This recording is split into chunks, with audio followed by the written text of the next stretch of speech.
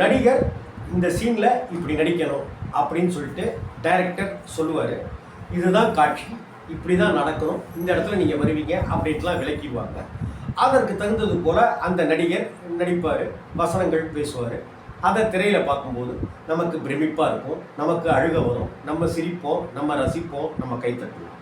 இப்படி நம்மை சிரிக்க, நம்மை சிலிர்க்க, நம்மை மெய்சிலிருக்க இப்படியான கதாபாத்திரங்களையும் ஒரு காட்சியையும் துல்லியமாக நமக்கு கொடுத்து பிரமிக்க செய்த அசகாய பிரம்ம ராட்சசன் தான் நம்ம நடிகர் திலகம் சிவாஜி கணேசன் அவர்கள். சிவாஜி கணேசன் சாரை ஒவ்வொரு படத்துலையும் ஒவ்வொரு விதமாக பார்க்கலாம். அவர் வேஷ்டி கட்டிட்டு நடித்த படங்கள்னு ஒரு லிஸ்ட் எடுத்தீங்கன்னாக்க அந்த ஒவ்வொரு படத்துலையும் ஒவ்வொரு விதமான வேஷ்டி கட்டு இருக்கும். அந்த வேஷ்டியை அவர் தூக்கி மடித்து கட்டுற ஸ்டைலே ஒவ்வொரு விதமாக இருக்கும். அதே போல் ஒரு கிராமத்தில் இருக்கிற ஒரு கதாபாத்திரம்னாக்க விளையாட்டு பிள்ளை படத்தில் சிவாஜி ஒரு மாதிரி இருப்பார். அதே சமயத்தில் சவாலே சமாளி படத்தில் ஒரு சிவாஜியாக இருப்பார். அதே போல் பார்த்தீங்கன்னாக்கா பட்டிக்காடா பட்டணமால அதில் ஒரு விதமாக இருப்பார். பொன்னூஞ்சல் படத்தில் இருக்கிற சிவாஜி வேறு விதமாக இருப்பார். இதையெல்லாம் அந்த அந்த படத்துக்கான அந்த பாடி லாங்குவேஜை மட்டும்தான் நான் சொல்கிறேன். ஆனால் அதே போல் டயலாக் டெலிவரி அப்படிங்கிற விஷயத்திலையும் சிவாஜி சாரை அடிச்சுக்கிறதுக்கு ஆளே கிடையாது. அப்பேற்பட்ட சிவாஜி தேவர் மகன் படப்பிடிப்பில் கூட பரதன் சார் சிவாஜி சார் இப்படி செஞ்சால் நல்லா இருக்குமே அப்படின்னு சொல்லிட்டு பரதன் சார் கமல் சார்கிட்ட சொன்னப்போ, ஏங்க அப்படி செய்யுங்கன்னு எப்படிங்க அவர்கிட்ட போய் சொல்ல முடியும், சும்மா இல்லைங்க அப்படின்னு கமல் சார் பரதன் சார்கிட்ட சொன்னதா கமல் சாரே பல மேடைகளில் சொல்லியிருக்காரு. சிவாஜி சார் செஞ்ச ஒரு விஷயத்த சார் இப்படி வேணாம் சார் இப்படி செய்யுங்க அப்படின்னு எப்படி சொல்ல முடியுன்றது உலகநாயகன் கமலஹாசனுக்கே இருக்கிற ஒரு விஷயமா நம்ம பார்க்கிறோம். ஆனால் நிஜத்தில் என்ன அப்படின்னாக்க, நீ எப்படி சொல்றியோ அப்படி நடிச்சு கொடுக்கறதுக்கு நான் தயார் அப்படின்னு ஒரு நாணலை போல ஒரு ஃப்ளெக்சபிளாக இருக்கிற ஒரு மனிதர் தான், ஒரு மகா கலைஞன் தான் நடிகர் திலகம் சிவாஜி கணேசன்.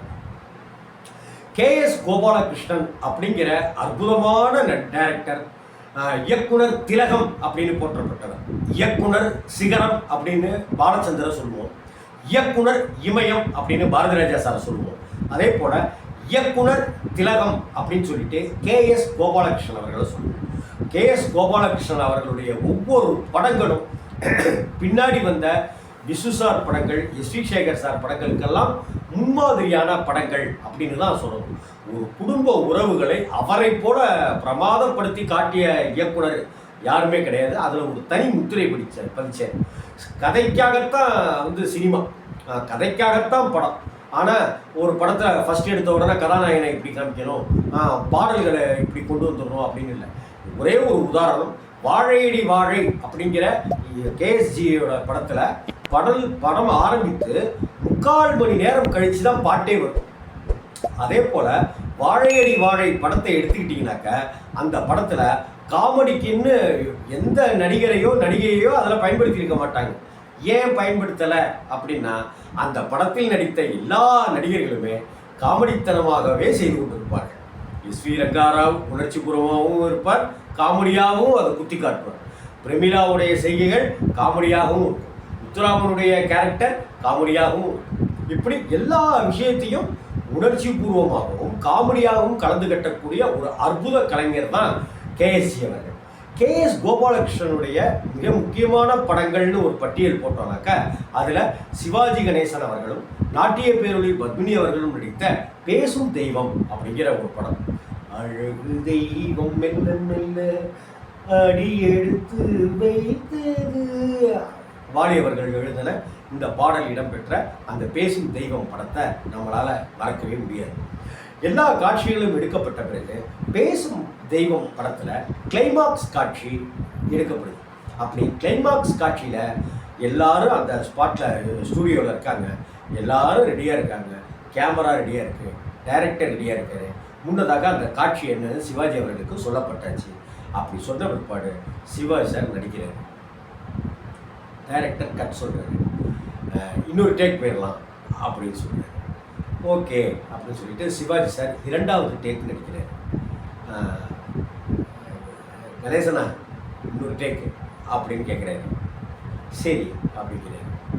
ஒரு டேக்கு 2 டேக்காவது, 2 டேக்கு 3 டேக்காவது, 4 டேக்கு, 5 டேக்கு, 6 டேக்கு, 7 டேக்கு அப்படின்னு போக போக போக அந்த ஷூட்டிங் ஸ்பாட்டில் இருக்கிற ஒர்க்கர்ஸ், கேமராமேன் உள்ளிட்ட எல்லாருக்குமே ஒரு அதிர்ச்சி. சிவாஜி சார் நடிக்கிறாரு, ஆனால் கேஎஸ் கோபாலகிருஷ்ணன் அந்த காட்சியே திருப்தி இல்லை, இன்னொரு தடவை எடுக்கலாம் அப்படின்னு சொல்கிறாரு.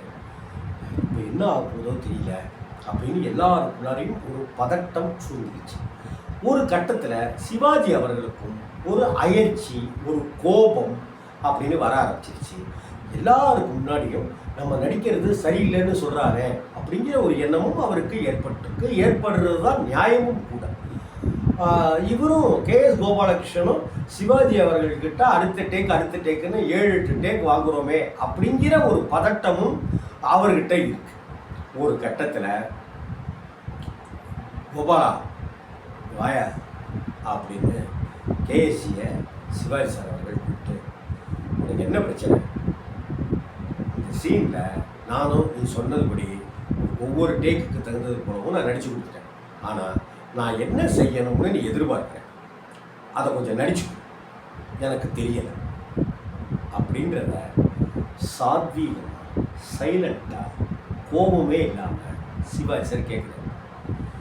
என்னங்க நீங்கள் நான் எப்படி நடிச்சு காமிக்கிறது அப்படின்ட்டுலாம் இல்லாமல் கேஎஸ் கோபாலகிருஷ்ணன் அவர்களும் உடனே நீங்கள் இப்படி வரணும், இந்த இடத்துல இப்படி நிற்கணும், இப்படி திரும்பணும், இப்படி டைலாக் பேசணும், அப்படி இப்படின்னு முகத்தை இப்படி வச்சுக்கணும், அப்படி இப்படிங்கிற எல்லா விஷயத்தையும் அவர் அத்தனை பேருக்கு முன்னாடியும் நடிச்சு கொடுக்குறாரு. நடித்து முடித்த உடனே கோபாலா நாளைக்கு எடுத்துக்கலாம் அப்படின்னு சொல்லிட்டு விருட்டுன்னு காரில் ஏறி கிளம்பி சிவாஜி சார் வீட்டுக்கு போயிட்டேன். பாத்தியா, நான் சொன்னேன்ல சிவாஜி சார் டென்ஷன் நினச்சேன். 6-8 டேக்கு டைரக்டர் சொல்லும் போதே சிவாஜி சார் கோபம் ஆயிடுவார், இங்கே ஏதோ ஒரு கசமுசா நடக்க போகுது அப்படின்னு குசுன்னு எல்லாருமே அங்கே இருக்கிறவங்க பேசிக்கிறாங்க. இன்ஃபேக்ட் கேஎஸ் கோபாலகிருஷ்ணனுக்கு கூட அது அதிர்ச்சி ஆயிடுச்சு. என்ன செய்யறதுன்னு தெரியாமல் ஒரு 1/4 மணி நேரம் 1/2 மணி நேரம் கழித்து பேக்கப் சொல்லிவிட்டு அந்த குரூப்பு கலையுது. கேஎஸ் கோபாலகிருஷ்ணன் வீட்டுக்கு போயிட்டார். அன்றைக்கி இரவு 10 மணிக்கு, நாளைக்கு காலையில் 7 மணிக்கு ஷூட்டிங் வச்சுக்கலாம் நாளைக்கு. ஆனால் நான் 10 மணிக்கு நான் வேறு ஒரு ஷூட்டிங்க்கு போகிறதுன்னு நான் மாற்றிக்கிட்டேன். அதனால் நாளைக்கு நம்ம யூனிட்டுக்கு நான் வந்துடுறேன், 7 மணிக்கே நான் வந்துடுறேன், எல்லாருமே ரெடியாக இருந்துக்கலாம், அந்த சீன் எடுத்துடலாம் அப்படின்னு சொல்லியிருக்கேன். உடனே கேஎஸ்சி கணேசனை என்ன என் மேலே ஏதாவது கோபமாக இருந்தால் திட்டிருங்க, நான் நடித்து காமிக்கிறதுங்கிறதெல்லாம் கொஞ்சம் அதிக பிரசங்கித்தனம் தான் அப்படின்ற விதமாக கேஎஸ் கோபாலகிருஷ்ணன் சொன்ன. ஐயோ இல்லையா, நானும் அதை 6-7 விதமாக நடிச்சிட்டேன், ஆனால் நீ நடித்த மாதிரி நான் நடிக்கலை பாரு, கரெக்டியா, நல்லா தான் இருந்துச்சு, ஒன்றும் இல்லை. இன்றைக்கி ஃபுல்லாக இப்போ நான் இவ்வளோ நேரம் கண்ணாடியில் ப்ராக்டிஸ் பண்ணிகிட்டு இருந்தேன், இப்போ திரும்பவும் கண்ணாடியில் ப்ராக்டிஸ் பண்ணிக்க போகிறேன்.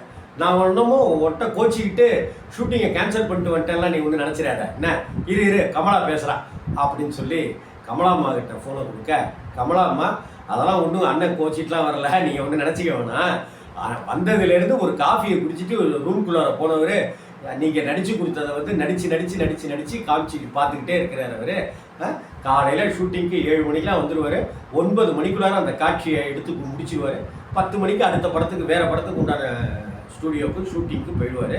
ஒன்றும் கவலைப்படாதீங்கண்ணே அப்படின்னு கமலாம்மா சொல்ல, திரும்ப சிவாஜி சார் உன் மேலே நான் என்னையா கோச்சிக்கிறது, நீ டைரக்டரியா, நீ என்ன சொல்றியோ அதன்படி நான் கேட்டு அதன்படி நான் நடித்து உனக்கு நான் சரியாக நிறைவாக நான் நடித்து கொடுக்கணும், அதுதான முறை அப்படின்னு சிவாஜி சார் அவர்கள் சொல்லி அடுத்த நாள் காலையில் 7 மணிக்கு ஷூட்டிங்க்கு வரேன்னு சொல்லிட்டாரு. 6:40 6:30க்கெலாம் ரெடியாக உட்காந்துட்டாரு. 7 மணிக்கு எல்லாருமே ரெடியாக வராங்க. அடுத்த 9 மணிக்குள்ளார அந்த சீனை முடிச்சு கொடுக்குறேன்னு சொன்ன சிவாஜி அவர்கள் அந்த காட்சியை வெறும் 20 நிமிடத்தில் நடித்து கொடுத்துட்டு கிளம்பும்போது கேஎஸ்சி அப்படியே கையை பிடிச்சி கட்டி பிடிச்சி கண்ணீர் விட ஆரம்பிச்சிட்டார். அதான் கணேசன் அப்படின்னு இருக்காரு. அதான் ஏன் கேஎஸ்சி எப்படி ஒரு நடிகரை வேலை வாங்கணுமோ அப்படி வேலை வாங்கினியா, அது எனக்கு ரொம்ப பிடிச்சிருந்துச்சு அப்படின்னு சொல்லி, நீ நடித்தது போலவே நடிச்சிட்டேன்ல, சரியா இருந்துச்சுல்ல அப்படின்னு சிவாஜி ஒரு குழந்தையை போல கேட்டதாக கேஎஸ்சி அவர்கள் ஒரு பேட்டியில் குறிப்பிட்டிருக்காரு. இப்போ கூட அந்த பேசும் தெய்வம் அப்படிங்கிற அந்த படத்தை பார்த்தீங்கன்னா நெகிழ்ந்து போயிடுவீங்க. அதே போல் கிளைமாக்ஸ் சீனில் சிவாஜியோட நடிப்பை பார்த்தீங்கன்னாக்க அரண்டு போயிடுவீங்க. அப்பேற்பட்ட ஒரு மகா கலைஞர், ஒரு குழந்தையை போல மனம் கொண்டவன் தான் நடிகர் திலகம்.